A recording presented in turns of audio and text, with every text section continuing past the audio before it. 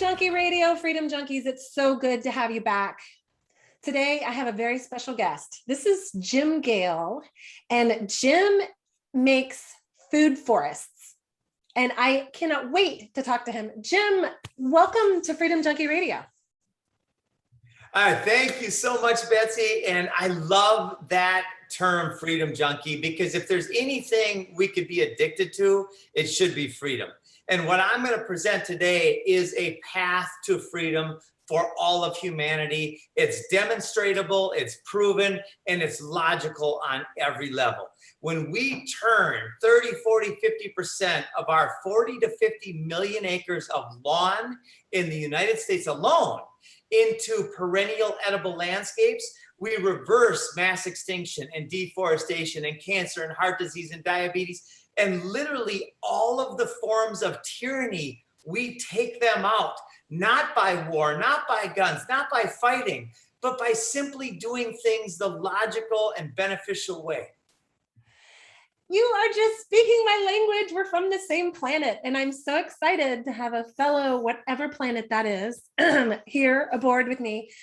You just said so many things that just made my entire energy field sparkle like crazy. So to begin, I know a few things about you, so I want to introduce you just a little bit. I know that you were a very good wrestler, and I know that you're an entrepreneur, and I know that you've had a giant farm in Costa Rica. I know that you were a mortgage broker in Australia. Like, you've gotten around, you've lived this life. You're a parent. And I've been doing my homework, Jim. And you have you have 3 daughters. 4 daughters. Okay, I haven't done very good homework. You've been great. And so you just said like 10 things that just like I said, made my whole being sparkle. Yes, let's peacefully take our world back. We don't need to live under tyranny. We don't need to live under anyone. We're human beings. Okay, here's the meme I saw about a month ago that made me think of you. And it said, how is it we live on a planet where food literally grows out of the dirt, out of the earth, and I ended up with a credit score? How did that happen? How is it that we have to go to school, get a good job, make our money, go to the store, buy our packaged food and bring it home so that we can eat, when literally the earth is there begging for us to just eat right out of her, just eat the stuff that goes right out. Absolutely. So I want you to talk about the transition from farming in Costa Rica into the food forests. But what's the difference between permaculture and food forests, and where do they intertwine? And so there's a lot of people talking about permaculture. Talk to a little bit about that. And then I want to jump right into the food forests. What do people do? What do you do? Okay, so permaculture is the umbrella, which means permanent culture.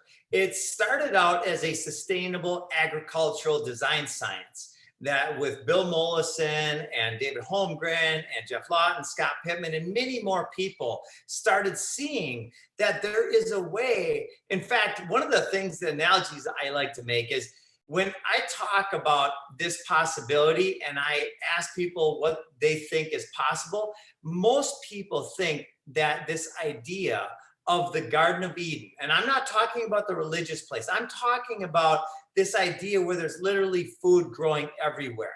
They think it's a utopic fantasy, that it's an impossibility, when it's the most logical and loving step for humanity. And it is what's coming. Right? We have 2 choices going forward. We can either be slaves or we can be free. And Henry Kissinger said back 50 some years ago, he said, if you want to control nations, control oil. If you want to control people, control food, right? This strategy has systematically dismantled the family farm. They've even went so far as to subsidize the removal of fruit trees in backyards all over the place. And throughout history, rulers and warring cultures have went into places and they killed the farmers, and the first thing they do is take over the food supply, right? So this has been a long-term strategy by the powers that be in order to enslave and control the masses. The next thing coming is a major food supply chain catastrophe. However, Bill Mollison, in fact, a little backstory. When I first started learning about this agricultural design science, I went through a period of cognitive dissonance. I went down the rabbit hole and I started learning that there truly are people who seek power for the intention of control, right? They don't want to be productive. They want to control the producers. That's what a slave master does. And when I started reading this and going into this, I went for 2 years down this rabbit hole, and it was kind of a shitty time. 2007 and 8, the global economy was collapsing. I thought the world was going to end the way it was, and it kind of did in a way, right? We learned about all the different banking and all the different structures that are not sustainable. All unsustainable systems die, right? So the path we have to choose is sustainable. And Bill Mollison said, though the problems of our world are increasingly complex, the solutions remain embarrassingly simple. And I started to sob. I had had my first 2 daughters at that time, and I started at that point focusing on the question, what is the solution? And then I read Victor Hugo's quote, there's one thing stronger than all of the armies of the world, and that is an idea whose time has come.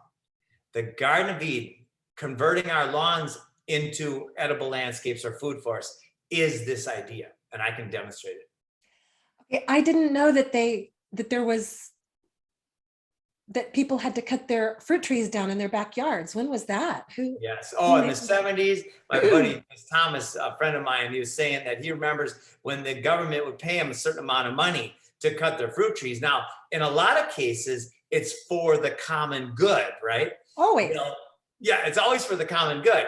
Let's cut down this fruit tree orchard because there's a certain blight or a certain bug or a certain worm or a certain plague. If we don't cut it down, we're all gonna die, or whatever bullshit story they come up with, right? I did not know that. That's news to me. Because right now, you know, the Chinese proverb, when was the best time to plant a tree? 20 years ago. Next best time is today. And I would imagine a fruit tree is even better. And then there's another quote about that. Like the sign of a really healthy civilization is when old men are planting trees they'll never eat from, you know? Yes, exactly. So I have been a gardener all my life since I was a little kid. And so having a garden has always been, there's been times in my life when I couldn't do it. And that was recently. We've got one going now. And so I want you to tell us about how people can go about starting this. I know that your business is about going in and helping people do this. And I want you to tell us about that too, obviously. But if people were interested in getting started, I'm sure there's an urban version of this and then a more rural version. For me, I was thinking about it this morning. I was thinking about you, and I'm thinking about our interview, and I'm thinking, I grow food everywhere, but there's deer and rabbits. And then I thought, maybe that's part of the food forest. Yeah. You know? It absolutely is. A food forest mimics natural systems. In natural systems, you've got everything. In fact, the ultimate natural system, the most incredible jungle on our planet, was a designed human habitat 5,000 years ago, right? Brazil, the Amazon rainforest. When they looked at the archaeology of it all, they found pathways and settlements and all these different communities. Now the Incas and the Mayans are gone. I don't understand why. Maybe it was a vibrational thing, right? But either way, when they left, they had designed it according to their needs, which supported life, right? And I'll give you a little example so you can relate to this. You look at a backyard, a lawn, right? A monocrop that doesn't provide food or anything other than it's supposed to look good, which is a big scam, the tool of enslavement. How much life is there in a square meter of lawn or in a cubic meter of lawn and above the lawn, right? If you take a cubic meter of jungle or of designed food forest, you've got hundreds, if not thousands of times the amount of life, right? So the people that are controlling our planet, they are anti-life. They are really the poison producers. In fact, in every divine natural system, there's wood ticks and mosquitoes all the way up to the Rothschilds and Rockefellers that suck the blood of the energy. And they pretend to want to support life while they produce and mandate the poisons that are killing life.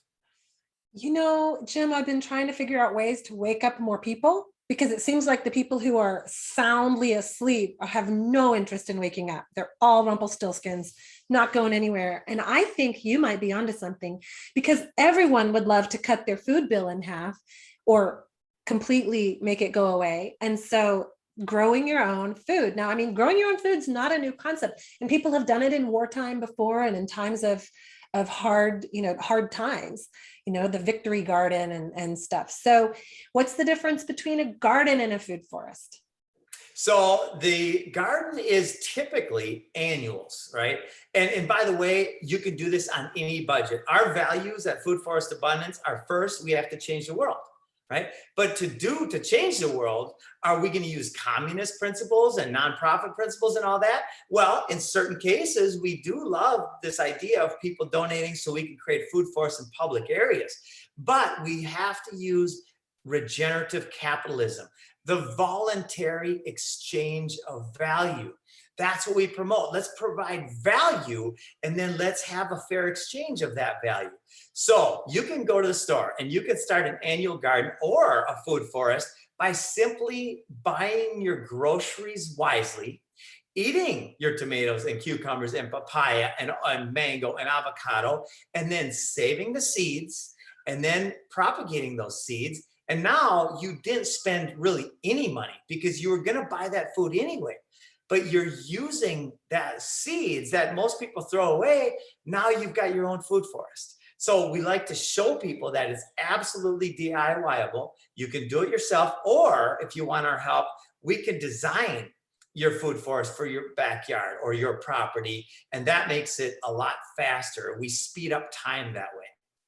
Okay, so somebody hearing this right now is getting excited and they're thinking, oh yeah, I'm gonna just grow some stuff in my backyard.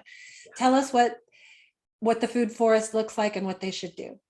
So everything starts with design, right? So the proper design, which mimics natural systems, that has the right pollinator attractors, right? And they're beautiful. They have multi-functions. They create good smells. They create beautiful colors. Everybody likes flowers. And they have habitat for the butterflies and the bees, because the butterflies and the bees and the pollinators are the ones that will help your fruit come. Right? So we put in those. We put in the green manure plants, right? The chop and drop plants like Mexican sunflower, where they grow fast. You chop them, you put them on the soil, and they create new soil. So these systems are regenerative by their nature, right? You literally can walk away from a food forest in your backyard for 30 years, and you'll come back and you'll have an incredible food forest, right? And then we plant in, according to your desires, whoever the customer is, their favorite foods, and we give the ideas on how to make it the least amount of maintenance and the most amount of yield.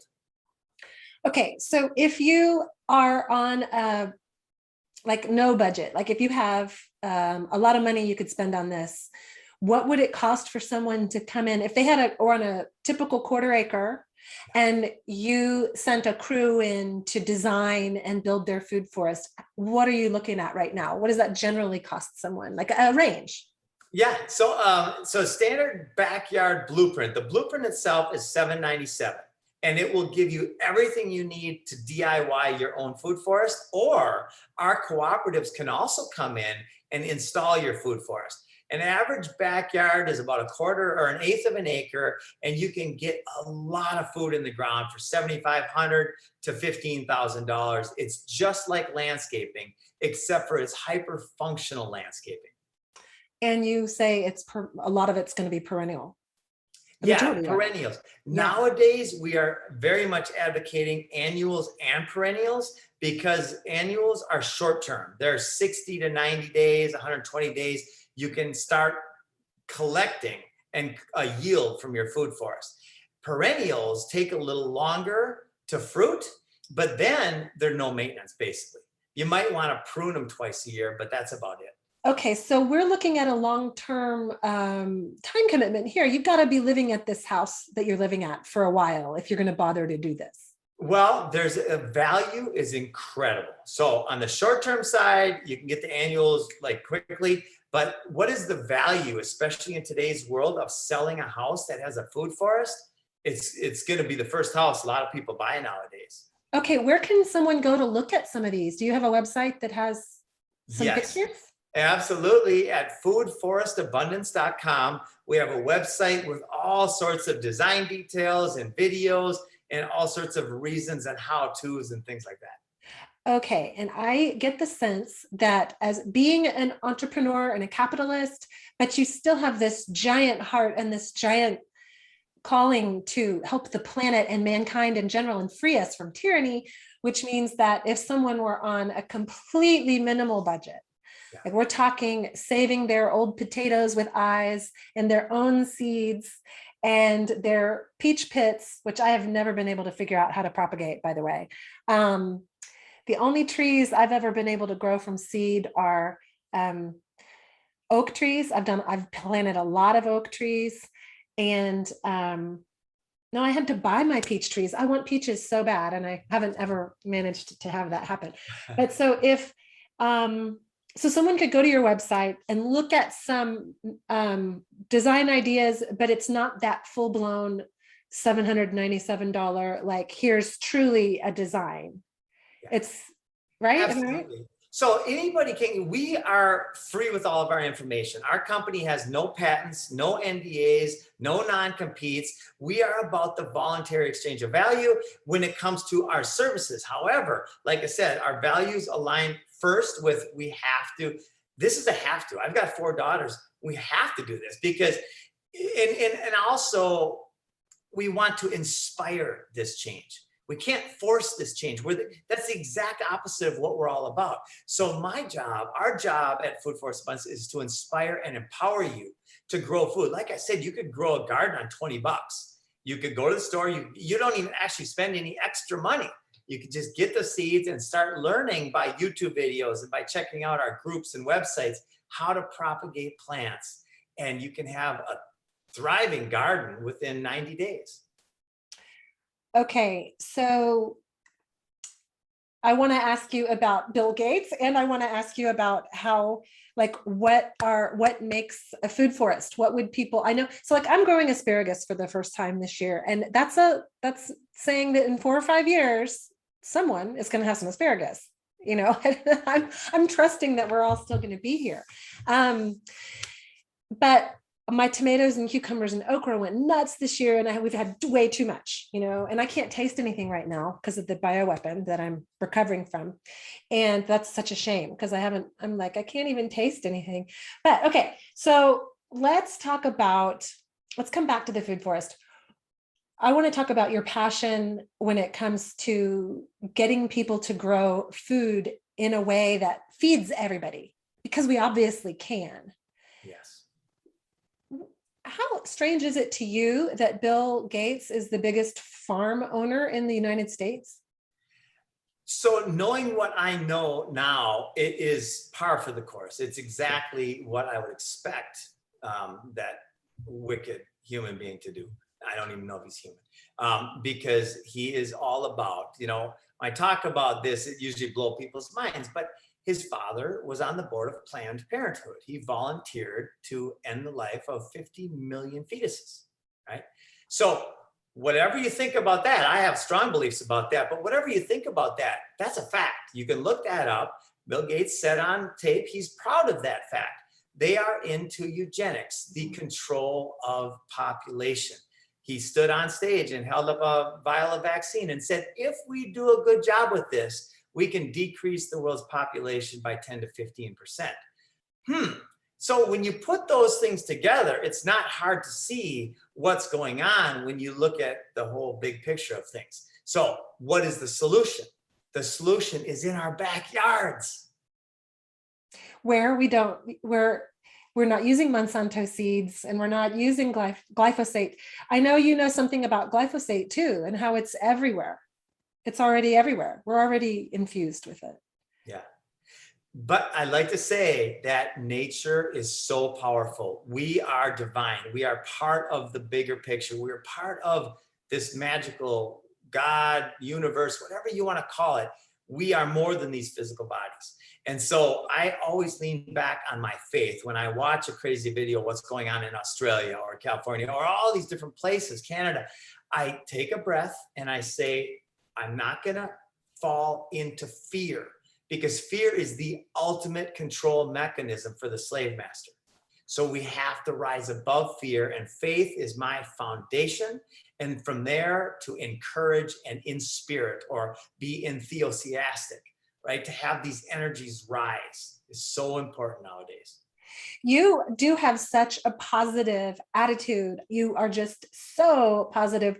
Where does that come from? I know you said your faith. Are you a Christian? What is your faith? I don't follow any particular set of belief systems, but I am absolutely certain that we are part of the divine, that we are living an individual expression of the divine. And I've had 7 ayahuasca ceremonies with shamans. I've had a lot of breath work where I was able to, with this training, get into an ice bath, like literally taking the ice off and sit for an hour breathing and not freeze like you're supposed to die, right? The Wim Hof style. And I've practiced with all of these things, and meditation is the foundation. I was just meditating for 10 minutes, several times a day. I just allow my mind to relax, and I feel the vibration. Like I can feel it now. It's like massive energy everywhere. Okay, so you do several short meditations a day. Yes. What do you do? What's your meditation technique? My meditation technique is breathing very gently and sitting and feeling. I start by concentrating on this amazingly loud the noise that I started being able to hear maybe 10, 15 years ago. And I go into that note sound. And then immediately I can feel the energy in my hands and all over my body.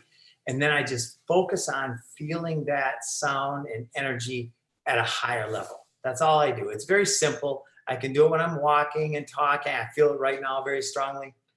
Oh, that's so awesome. You've dropped into a place where you can kind of call on that I am a spiritual, energetic being and feel it anytime. Yes. That's why I feel that from you. And you can, so yeah, I love that. A lot of times when people say faith, they're coming from a particular religion, and that can be off-putting towards other people, and then you don't feel a connection. And I think that's saying, well, it's not really a religion, it's just my own ability. It's a spiritual, it's tapping into your own spiritual nature. And I love that you are on the front lines. This is so amazing. Okay, so I want to share too, it's a direct connection. Beliefs are a barrier to wisdom, to understanding, to knowing, right? Every belief is like a filter. So reality happens out here, and then you have a belief system. It's in your mind, but let's just imagine it's right here. Same thing.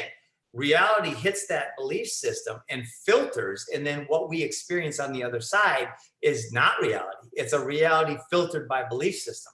So it's important for us to let go of all belief systems and experience nature, right? And the other thing I did lately, just 4 weeks ago, that changed my life, and then recently my wife's life, is I did a 3-day water fast. And I can't share enough how powerful this was. 3 days, no eating. I felt fantastic. I did go through some periods where I felt uncomfortable.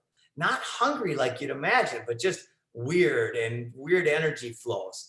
And everything in my body changed. And now when I look at food, I step back and I say, will that make me feel better or worse? And guess what? The answer always comes very obviously. Mm-hmm.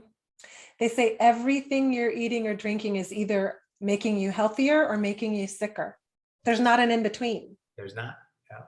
And your body will tell you what that is, if you allow it, if you silence your mind and feel it.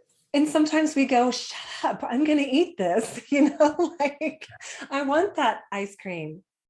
I just, but that's okay. We're here to enjoy our lives and make Oh, for decisions sure. For and live with sure. those decisions. And Um, moderation. Yeah. okay, you mentioned Wim Hof, and I know I heard of him like 10 years ago, and it went right in one ear and out the other. And just last week, I have a friend who did a Wim Hof workshop, and I'm very curious now about the ice baths and the breathing. So if someone wanted to get into Wim Hof, everybody, that's WIMHOF. He's the Iceman, and it doesn't sound fun. The breathing part sounds fun, but what would you recommend people do if they were curious about that? Just go for it. Go online on YouTube and study, just watch a couple of videos and then try it, right? There's nothing like direct experience to change your understanding of things. I'm gonna do it. I'm gonna do it. I know I And am. it's so much fun. It's absolutely beautiful. Yeah. Okay, so the food forest in someone's backyard, or in my case, I live on some acreage. And I don't even know where I'd start. Like it would be easier to be confined to a small of an acre backyard, and for me, it would be like I don't even know. I don't even know where I'd start. Plus, I don't have any soil. I live in the hill country, and it's just rocky dirt, and it doesn't rain enough. Although it's rained enough this year. Um, Give us two scenarios real quick. How could someone in your typical lawn backyard, how can they start? I know you said go online and look at the obviously they want a design. So they get a basic design. What does that basic design look like for them? And then what does that look like for me? Yeah, everything starts with design in our system. We've got 18 full-time like food forest professional designers that understand every zone and that will reach out to you and talk about your goals and what you want to accomplish. And then I'll ask you a couple questions like in your space, in your property, are there any plants growing? Oh, there are tons of plants. There's trees and plants and There you weeds and go. grass. Then all that other stuff is just peripheral nonsense, really.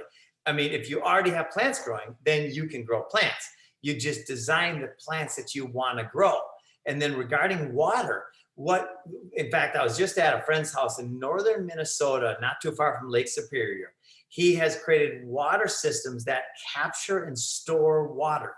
And he has, after several years, he has 300 different species of edible and medicinal plants on his property. He has no fences. He's got moose and deer and wolves and bear and everything you can imagine up there. And he's got the Garden of Eden in northern Minnesota. His wife takes the medicinals and makes them into incredible medicines. Oh, in fact, it's called natureismylover.com. Ooh. And it's like the wine they produce, it'll knock your socks off and it won't give you a hangover. Like, and that's not personal experience, but it's, of course, everything has its limitations. But that's the thing is, everything we know about food, especially in the last few years, the whole pyramid of food is backwards on purpose. So we have to start going back to the understanding and the relationship between what we put in our mouth and how that's going to make us feel. And then to understand there's tens of thousands of different edible plants that most of us have never heard of. That is by design, but we're going to bring that back. Oh, that's awesome. So I've heard you talk about layers in the food forests. Can you give a little bit about that?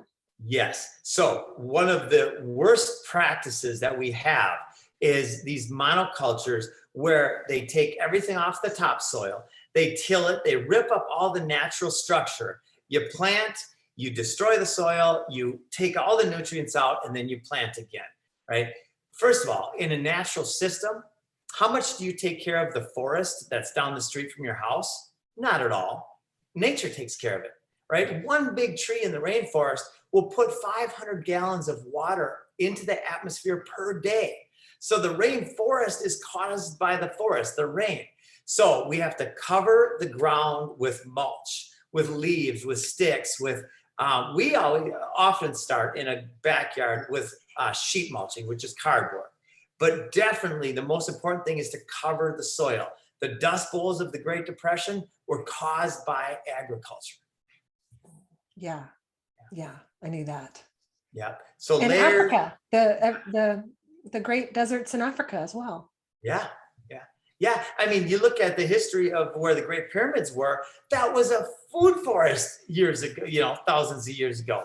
And there's many cultures. In fact, if you go on Google Earth today and you look at the border of Haiti compared to the Dominican Republic, Haiti's one of the most poorest, desolate, suffering communities in the world, countries. And then you look at the line on Google Earth, you've got forests on one side and desert on the other. That's how important this is. Yeah, I heard that they did that because they needed to cook their food and they cut down all their trees to cook their food with the wood. Yeah. And then they have no trees and then it's a desert basically. Yeah, yeah. And they're poor. Okay, so the layers. You put down your mulch. Yep. Soil. So a lot of times it's sheet mulching, soil, and then mulch. And then we add biochar and worm castings and different types of elements depending on the situation to build soil. And then we plant the right plants in that as they grow and they defoliate or they get chopped, they actually build soil. So the process, it actually is sustainable, which means it creates more energy than it takes to create and maintain. So it's an abundant system. It actually produces more and more every year. Okay, so what are some things people could go plant today if they wanted to start their food forest in their backyard? Ground cover. Start with perennial nitrogen fixers, edible, things like clover. I'm a huge fan of sweet potatoes. They're just phenomenal. One of the best nutrient dense preparedness foods there are. Things that cover the ground. Mimosa, pigeon pea, bush bean, and they also fix nitrogen, and some of them also provide food. So cover the soil is job one. Okay. Yeah. And then what are some plants that we don't know about? Like you were saying, there's 10,000 plants that feed us that we're not aware of. What are a few that we've lost that you love? Oh gosh. So living in Costa Rica for 12 years, I'm from Minnesota. First time I ever had a mango, I was walking through the bush in Africa and I saw these things on a cart and I didn't know. I took my knife and I ate one like an apple. That's a mess because they're very fibrous. I didn't have, but the point is when I was in Costa Rica, I mean, the mamones, the mangostan, the achubas, there's just literally tens of thousands, if not more, that are abundant in every zone. Right? I didn't know those aren't going to grow in Minnesota. The stuff in Costa Rica isn't going to grow in Minnesota, for sure not. Vice versa. Yeah. And Chad could name his 300 different edible and medicinal species that are growing. In fact, he created these things called raspberries, right? Raspberry bushes that are so thick you couldn't see through them, that are at least 7 or 8 feet tall because I couldn't see over them. And that's his barrier at certain parts of his food forest to keep the moose and the deer and the bear out. Wow, raspberries. I love it. I'd like some blueberries too. Yeah, for sure. Well, okay. So if someone's got their interest piqued and they're like, I got to do this, I got to grow some food. I don't have to go start a garden. I don't really have to spend a lot of money. Or if you just, sold your business and you've got some money, you want to invest in something and you're thinking starting a food forest, you could have you guys come out. How would they just find you? If somebody was like, come out and build me a food forest, they can find you on your website as well. Yep. They can email me directly, jimpgale@gmail. It's JIMP as in Patrick, GALE, like the wind, @gmail.com. And we then would start with design. So we get the design done, and then we would have one of our food forest cooperatives come and do the install. And this is an incredible, timely, and lucrative business opportunity where everybody benefits to be a food forest installer. It's just like landscaping. There's typically a 40% margin. The average install in a backyard is about $10,000, $12,000. So you're going to make good money in a week. You make $3,000 or $4,000, maybe 5 or 6. Got it. So it's also a call out to people who are looking for something to create in their community as an entrepreneur. Big time. It's Okay. going viral. I'll share with you, in the last 4 months since we launched on Earth Day with Del Bigtree on the High Wire, we are now in 15 countries and 40 states. Congratulations. You are changing the world. You're We doing it. We are, yeah, we are, and it's an expanding, rapidly expanding network. We've got a TV show coming up. The producers of The Crocodile Hunter reached out and want to put all their energy on this. So now we've got a movie star, which I can't reveal yet, but it's just magic what's happening. We had an investor send us a big check, a $250,000 about 2 weeks ago. No contract. Said, Jim, I've got 400 and some employees around the world, and this is the most important business in the world. My resources are your resources. Let's change the world. I said, great, let's do it. We're doing it. I'm surprised Hollywood's letting you get involved with them. Well, this in particular person, this movie star, kind of left there because he kind of aware of what's going on with that. And that is going to be an interesting, we have to position this particular pilot to speak to everybody. Right? I'm typically speaking to the people who are already awake.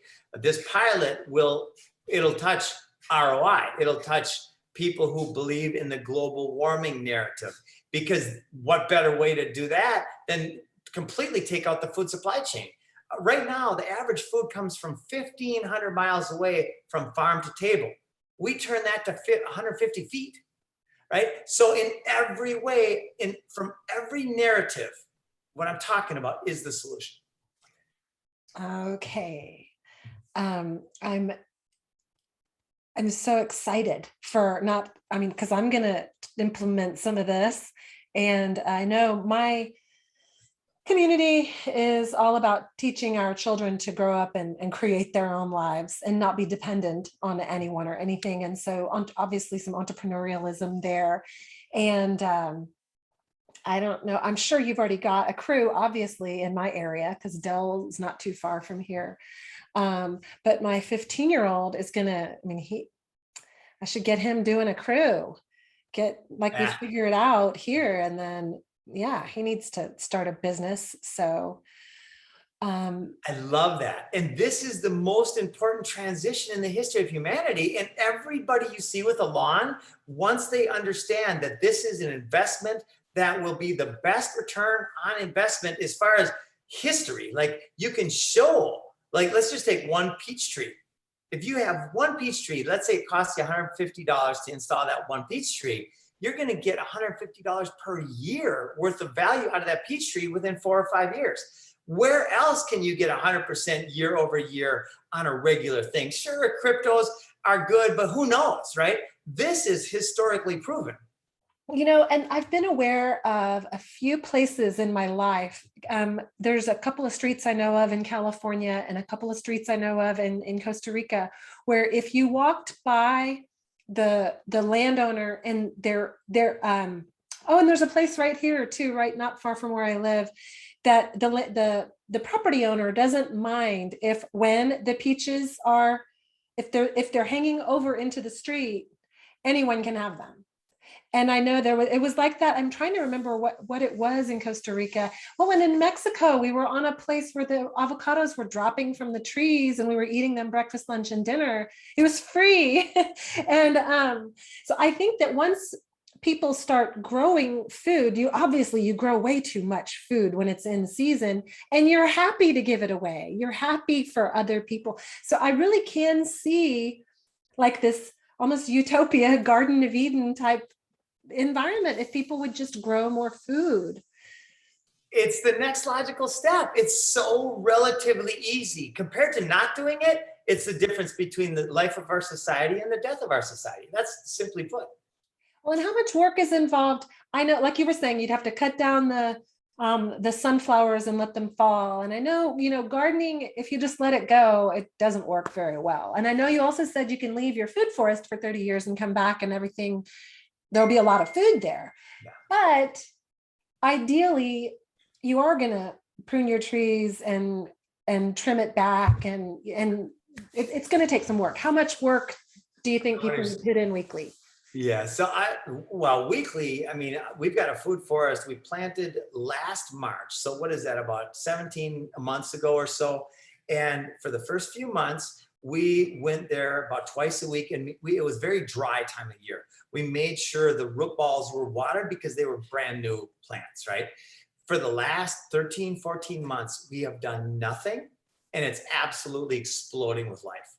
So you do not have to maintain a food forest, like let's say in a back 40 or somewhere. You just want to let it go. You can let it go. Now, will you get a better yield by pruning? Absolutely. And here's a thing: we need to enhance the supply chain. So let's say that you're going to prune once or twice a year, right? Most people, when they prune, they find the right stick in the middle. You want to open up the sun and the air. They cut off the stick and they throw it on the ground or whatever, and that's the end of it, right?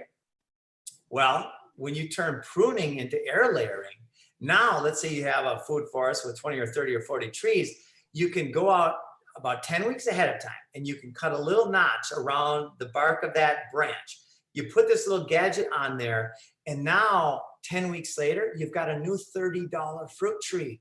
So you just spent 3 minutes times 10 in a row. You just made $300 in a total of a couple hours worth of work by pruning, which is going to increase your yield and get you this extra money. So that's the kind of things we teach.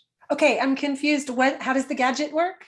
So it's a little gadget. Next, I'm going to have one. You can buy these online. They're called air layering gadgets, where it's the ones I bought. They're these black balls where you close them up along the branch, right around the branch, after you cut the little circle around the bark, with soil inside. And they've got special soil to enhance. Okay, so this was a branch that you were going to prune off the tree.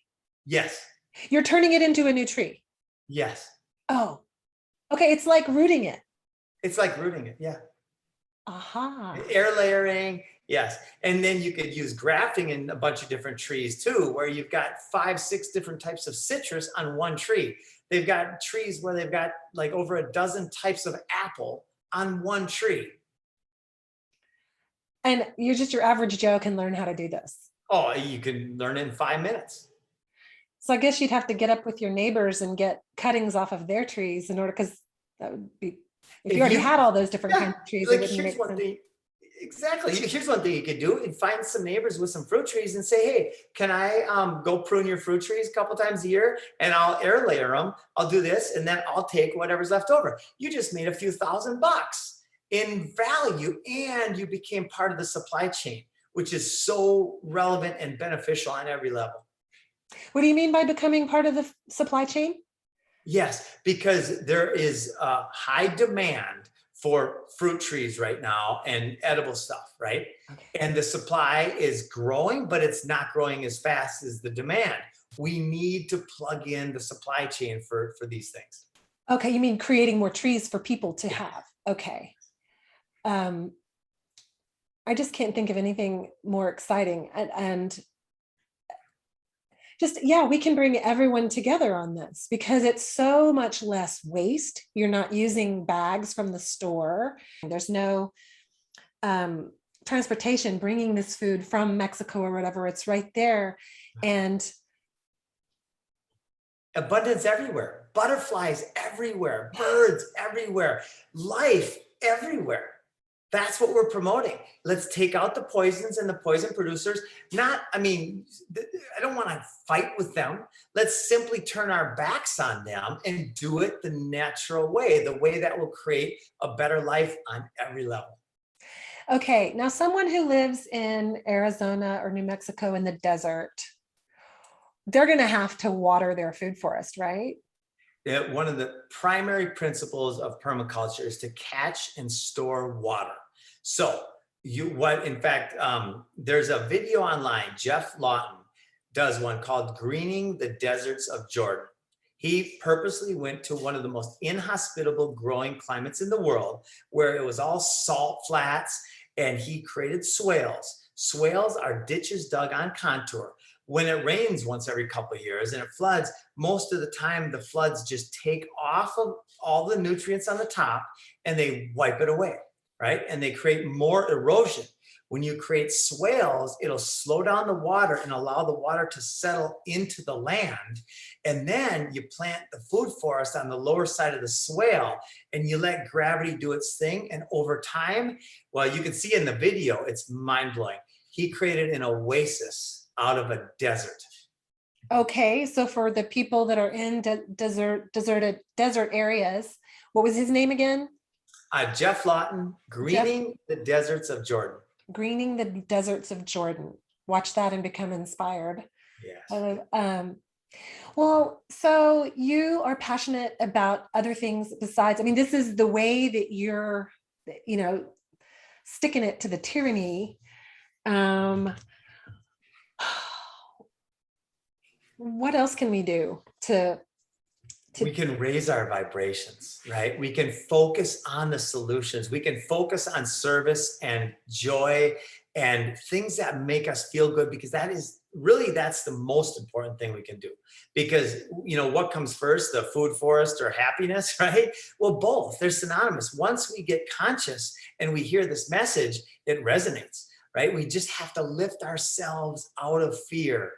Well, and action is the thing that can get rid of fear instantly. If you're just sitting there going, oh no, oh no, oh no, but if you can actually go do something, even if it's just do the dishes, taking an action, and this is a huge action, saying, all right, I'm going to go plant some stuff. And right now, so I've just been having this discussion with a girlfriend of mine, and we're like, the whole planet is like a funny farm. Everyone is kind of mental right now. And you seem to have risen above that. You're joyful and you're passionate and you're hopeful. I'm sure you have your bad days. You're human, I think. Yeah. And so it's really refreshing to have you on the show and talking, because you have not fallen into the abyss of negativity. Even if you're not afraid, like I really don't have any fear. But I still get bummed about what I'm seeing. And so, and I want to help the people in other countries, although we've got to help ourselves, and we've got to stand up right now, because things are it's just getting crazier by the day. And so I guess we just can't do this fast enough. Everybody needs to go put seeds in the ground and plants and cuttings. Yeah. And share the why, share the abundance of it, share the how, empower people by saying, look at how easy this is, because that's the belief system. That's the BS that we've been programmed to think, that growing is for the peasants. Growing is for the farmers. Growing is not for me because I just don't know how to do it. Right. That's such bullshit. When we actually go stand barefoot in the garden outside, it is a life changer. You reconnect with the earth, you feel better. All I'm asking you to do is be happy and and serve. And guess what? That'll make you even more happy. So I'm not asking you to struggle or effort or anything. Go have some fun and plant some food. Wow.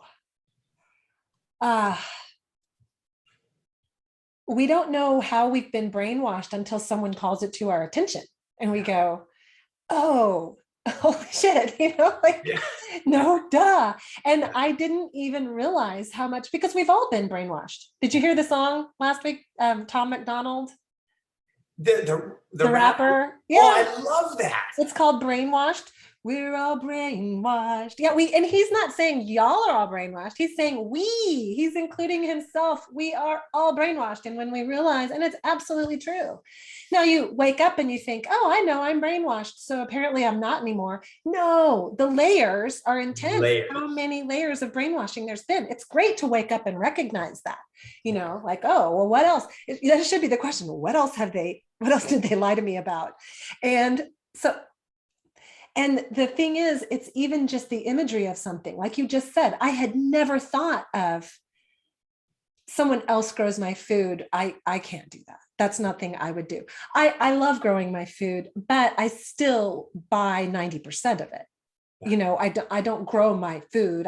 For me, it's just fun and healthy, and it's an organic garden and I love it. Right. And I always get way too many tomatoes and then way too many cucumbers, and I get to give them away, and that's great, or can them. but it's still not feeding my family. And it's the idea of food just really growing out of the earth, and that it maybe at one time, or it, like, was that way. Yeah. It really was that way. How do you know the history of like the rainforest and Egypt and these places? How do we know that they were food forests? Well, so you look back at the Amazon piece, an article came out written and agreed to by a bunch of archaeologists who used those laser techniques to find out where the roads were and where the buildings were. And they actually can see how it's all connected. And then they studied the agriculture and the different, however they do it. And their hypothesis, very well studied hypothesis, was that it was a designed food forest, a designed system, right? And back to what you're saying earlier, Goethe said, none are more hopelessly enslaved than those who falsely believe they are free, right? So when I first learned and heard that I was a slave, I said, oh, F you, I'm not a slave. I can do whatever I want. Okay, really? Can you work and not give up the product of your labor by force and violence? Nope. That's a slave. Right. I don't agree with the wars. I don't agree with the mandated poisons. I don't agree with government on so many levels. Well, that's a slave. Is somebody who has forced to give up the product of their labor. So when I started realizing that, it helped free me to what's going on and to the solutions. Yeah, someone made it really clear to me when they said, so if you pay 20% in taxes, or if you pay 30% in taxes, let's do the math. Let's say you pay 30%. That's a quarter of the year. No, that's a third of the year. That's 4 months of the year. That every day you're working from January 1st till April, you can do the math and figure it out. April 22nd or April 23rd, maybe Earth Day.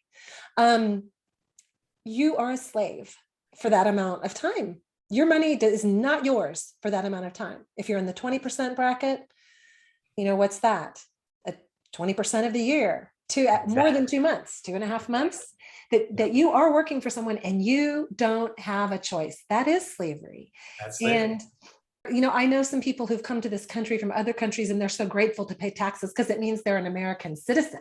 And we don't, but I have found that human beings across the whole are pretty darn charitable. And when someone's taking our money and doing the charity for us, we don't even get to feel the charity there. The layers of taxes. So we just talk about our labor tax, right? But there are so many layers of theft. Taxation is theft, right? It's by force and violence. And what about inflation, where we have a fake money system that we are not allowed to audit? That's a complete scam, right? So when you layer all this taxation, it's like massive. It's way more than 20 or 30 or 40%. Oh, you're right. Yeah. Every dollar gets taxed so many times. Well, then you mentioned not agreeing. You don't agree with whatever they're spraying we didn't have a say in what they spray in the sky. We didn't have a say when they decided to put fluoride in everybody's water. We didn't have a say. Like when did the consent of the governed just go poof into thin air? Larkin Rose wrote what I believe will be known as one of the most pivotal books of our generation in The Most Dangerous Superstition, it's called. And it is our belief in authority instead of being the authors of our own lives. I believe this is, in a way, some kind of magical divine game. Governmente is mind control. It means manage and control the mind, right? I believe it's our job during this incredible time to break free from that and to create the Garden of Eden ideal. Like there's some magic going on here. Okay, it's so exciting to be alive. What was the book that's going to change everything? The Most Dangerous Superstition. He also wrote this, What Anarchy Isn't, okay. Right? And this, monarchy is one ruler, anarchy is no rulers. And we have to start realizing that that we don't need rulers, because people that want to be rulers, do we trust them? Why should we? They're responsible for most of the death around the world. Yeah, anarchy is not a bad word. It's not a bad word. I don't know. It means no ruler. That's all it means. Mm-hmm. Yeah. Yeah, the self rule. Autopoiesis. Yep. Self-governance.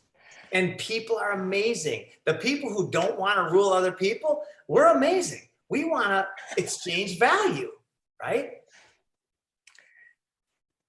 And the thing is, I think the people who don't want to rule others tend to step back because they don't, it's like, do you and I'll do me. And then we get steamrolled to a point where our backs against the wall now. And people are having to stand up for what rights are left on the table. And shifting into something new is where it's really at. We don't really want to go back to what we had. That was tyranny. We just were all asleep. Yeah. And it's been that way for a long time. So now not everybody, but a lot of people are recognizing that those few people who've always said, well, we'll take care of you, haven't been doing a good job. They don't really care about us. And so we're looking towards something new. And I keep seeing what you're out there helping us to birth, this new abundant life-filled earth with food. And I'm just wondering what other things are going to be mind-blowing like that shift everything. Yes, absolutely. I'm working on the foundation of it, but from there's no end to the possibilities for humanity, the limitless abundance that we will have. Now, some people are going to suffer, some people are going to stay in fear, and some people aren't going to make it. I don't know if that's 10% or 50%. I don't know the number, right? But my job, my inspired, joyful obsession is to just bring as many people to this wonderful place as I can. Well, and you couldn't have been put here on this earth at a better time to do this, Jim, because I don't know, do you pay attention to the Ice Age farmer? Christian, absolutely. Yeah, he's crushing it. Love it. Really woken me up to a lot of things. If you're listening and you're not aware of the Ice Age farmer, you really should just check him out, because he is aware of solar minimums and has been aware of the idea that we could be having a food shortage for a while. But now, over the past year, it seems almost on purpose. Yes. It is. I can see that. I know that to other people who don't know that, we sound crazy if we... Oh, it's absolutely a strategy, and it's all coming together basically at the same time. And that is painful to think about, because what I know of history, particularly in the last 100 years, starvation has been used as a method for those who would exterminate a population. That's what they've used. Yeah. Far more people die of starvation during a war than from bullets. Yeah. Yes. And so, and when I used to talk about, our Second Amendment is so important, because 10 years ago, when I was running for Congress as a libertarian and really standing up for our Bill of Rights, and people thought, why? What is our government's not going to become tyrannical? And I'm like, but we don't know that. And the writing's on the wall. Agenda 21 is a document written by the United Nations, which we're all behind as the United States now. And people looked at me, and I even had a good friend say, at what point did you lose your mind, Betsy? Can't even talk. I mean, so I've had the, proverbial tinfoil hat on for a long time. And I was talking about the wars that we've had and the elite bringing them onto us. None of them have been necessary. None of the wars have been necessary. And just good people who haven't been getting up in other people's business are the ones that get steamrolled. And I just don't want it to happen on my watch. And Thomas Jefferson said the tree of liberty must be nourished from time to time with the blood of patriots and tyrants, for that is its natural manure, right? Now, that is a path that I think it seems almost inevitable. In fact, it's already happening in many places around the world where people are fighting back. And what I am advocating is not fighting that way, because we're tearing down the very system that is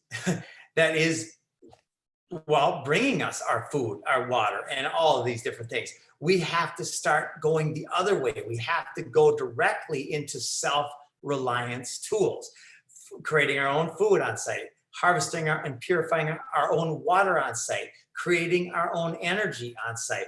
once we have that, then these tools of enslavement are no longer useful. They're no longer meaningful. So that's the way. The new way is not the blood of patriots and tyrants, which, like I said, it is happening already. But the real true freedom is our awareness and our local decentralized self-reliance.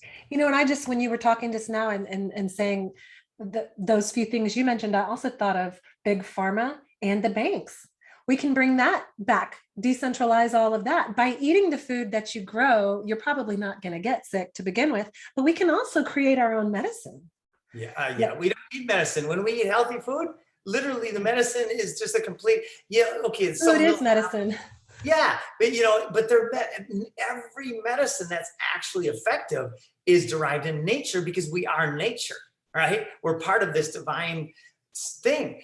And so when we eat or need a medicine, it's in nature, not in a synthesized version of a patented version that is actually toxic on many levels, that creates the whole system. Well, and we really need to get going on this, because they're making all of these things illegal right now. They're putting them on lists to where you can't get them, and they don't want us to be able to heal ourselves. And there's a bush that grows around here called agarita, and there's several of us herbal type people who learned how to make a tincture from it, and it gets rid of a stomach bug and a stomach flu almost instantly. You take one dropper of that tincture, and sometimes one, sometimes two. And if you're throwing up and you've got a stomach bug, if you got a little food poisoning, something like that, it just blows it right through you and you're fine. And that is something that literally grows. It looks like a holly bush all over Central Texas. And we live amongst these really powerful plants. And then the whole banking thing, we need to take back too, in a big way. Like, we needed to do that about 50 years ago.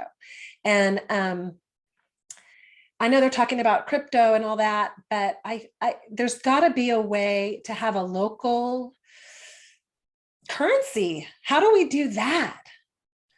Well, I think in the future, maybe the near future, a handful of seeds might be worth more than a handful of gold. Now, I still am a big fan of gold and silver as sound money, but when we start looking at the world in what is actual value, then we start seeing it more clearly, right? So we simply share the message and start growing food, start growing medicine, start understanding where healing actually comes from, right? And you nailed it. These things that you're talking about are the real way. Yeah, if you're eating the food that grows out of the earth, you're going to have so much nutrition pumping through your body, it would be almost impossible to get sick. Yeah. Because we eat all this, what we think of as delicious food. I mean, I grew up in the 70s and we ate ding dongs and Slurpees. And I just wonder how much more vibrant I would be if I hadn't. But anyway, well, so Jim, we have covered a lot, and this has been so much fun. I could talk to you once a week and enjoy every minute of it. You're so inspiring. I'm going to go take a cold shower and breathe and do a 10-minute meditation. And I'm sure you've inspired everyone who's listened to this. And so I am just really grateful. When I meet someone like you, it makes me know that there is hope, and that there's a lot. I mean, there's millions of us, there's millions of people who want a beautiful, wonderful experience for humanity on the planet. Yeah. And instead of just picking up our briefcase and going to work and nodding at each other, now we're coming out of the woodwork and we're figuring out a new way. And if there were anything else that you could share with the listeners of Freedom Junkie Radio, what would it be? Well, I guess I go over the foundational things. Lift yourself up. If you're feeling depressed, if you're feeling anxious or angry or shame or anything other than faith and courage, then start making lists of positive aspects in your life. Start writing goals that inspire you and start focusing on those things intentionally. At first, your habits will be kind of a barrier. You might be in the habit of feeling and thinking about things that bring you down. Create new habits and commit to that. When you do that, you'll start lifting up, and that process will gain momentum and you will be free. And then at the same time, you can be doing these things that we've been talking about. And then it'll just compound and it'll get better and better and better until you are completely free in mind, body, and spirit. Okay, I am going to put the things that you've mentioned, your website, the book, the Wim Hof stuff in the show notes. But I know that you've read amazing books that you got some of your wisdom from other people. What are a couple of your do not miss books in this lifetime? Yeah, the foundation is As a Man Thinketh is good. Napoleon Hill, absolutely phenomenal. And then more recently, I spent about 15 years with Eckhart Tolle, The Power of Now, and I still listen to that. Love it, love it. Abraham Hicks is a woman. You know Abraham? I know. Oh, Esther. this is directly connected. She is speaking from source and epic. Okay. So if you're not aware of Abraham Hicks, it's Esther Hicks and her husband. She channels wisdom and calls it Abraham. And it is really powerful because people have been able to ask her questions, like, well, how would child predators, how can you forgive them, And she's like, well, they came here because they've got a process they have to, well, what about that kid that was how can you, how can you say that life is happening as it should? And it's like, well, that child came here with she answers some really difficult questions where I've been driving along listening. It's been a long time since I've listened to Abraham, but I remember being like, ooh, how are you going to feel that one, Abraham? And she just flawlessly, seamlessly answers it and makes it somehow make sense that we're here for our purpose and that we don't need to, as much as we love others, we really don't need to worry about them. And worry is obviously not productive. Right. Beautiful. Well, I don't want this to end, but it has to come to an end. Well, thank you, Betsy, so much for this wonderful chat. And I look forward to work with you in any way that inspires you. Okay, well, I definitely want to get some of this food forest action going and start that, because I'm still young enough to where I can watch my food forest turn, as I become an old woman, get some fun with that. And, if somebody's inspired to get some food forests going in their community and take this on as an occupation, you encourage that. So let's go. Yes. Let's go to the website, and I'm very inspired. So blessings, Jim, blessings, Freedom Junkies. I want to hear about it. If you guys are inspired and you guys started your food forest, or you've started talking to some of your neighbors about maybe coming together and growing some food, leave comments and share this video everywhere, because this is just really good information. And follow on Telegram and Instagram. Where can people find you, Jim?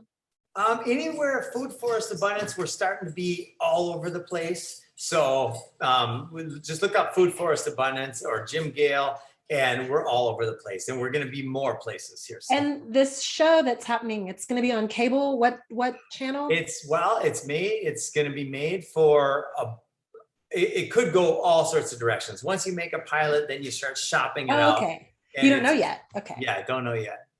I know it's going to change the world, though. Yeah. Well, may all of you be blessed and have plenty of nourishing food and nourished spirits until we meet again. Ciao. I live better than a king ever did. I live better than a